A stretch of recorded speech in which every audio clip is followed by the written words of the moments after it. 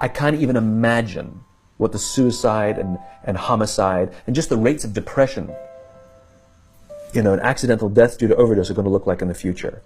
It's going to reach epidemic proportions. It's already, the statistics are already alarming, and yet nobody's sounding any alarm bells.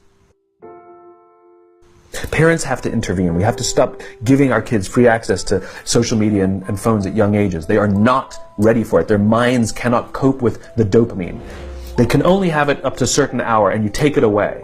They're children. You can take the phone away. We've got to intervene as parents. But as companies, we now have to deal with the influx of kids that are coming into our companies with addiction. Watch, I see it all the time. Walk through any office.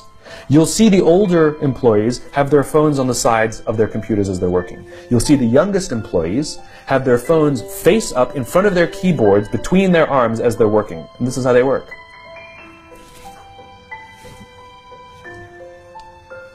And the science is alarming. They did experiments on mice where they did the multitasking. They put flashing lights to mimic going from the computer to the cell phone, the computer to the cell phone to the TV. The mice that were exposed to the changing lights, it took them 3 times longer to solve a maze than the mice that weren't, and the damage was permanent. There is a subconscious reaction to these devices when we use them, okay? What if I were to hold my phone while I'm talking to you? I'm not checking it, it's not buzzing, it's not beeping, I'm not even nothing, I'm just holding it. Do you feel at this moment that you are the most important thing to me right now? No, you do not. Because there is a subconscious reaction we have to the device. When it is out, it makes the people around us feel that they are less important. So when we're walking down the halls in our offices and somebody says, hey boss, can I ask you a question? You go, sure, what's on your mind? We've just told them they're not that important. Or we can go, sure, what's on your mind? And if you don't have a pocket, find a shelf, put it on the shelf, come back and say, sure, what's on your mind?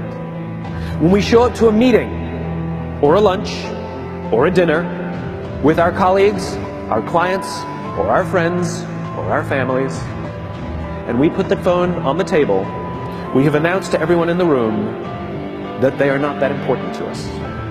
And by the way, putting the phone upside down is not more polite. My favorite one is in the meeting or at a lunch with someone that the phone will ring and the caller ID will pop up and they will go, I'm not going to get it. Oh, so magnanimous! Oh, lucky to eat with you today. Or they could just put the damn thing away. You can tell how addicted we are. When somebody pulls out their phone when you're with them, how uncomfortable does that make us feel? You're walking down the street with someone, they pull their phone out. We feel stupid, so what do? We pull our phones out.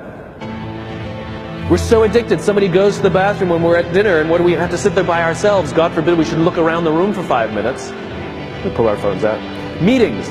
Awful. What do we do when a meeting happens, right? Everybody's sitting waiting for the meeting to start.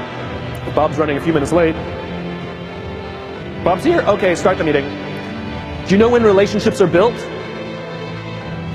All that in between time.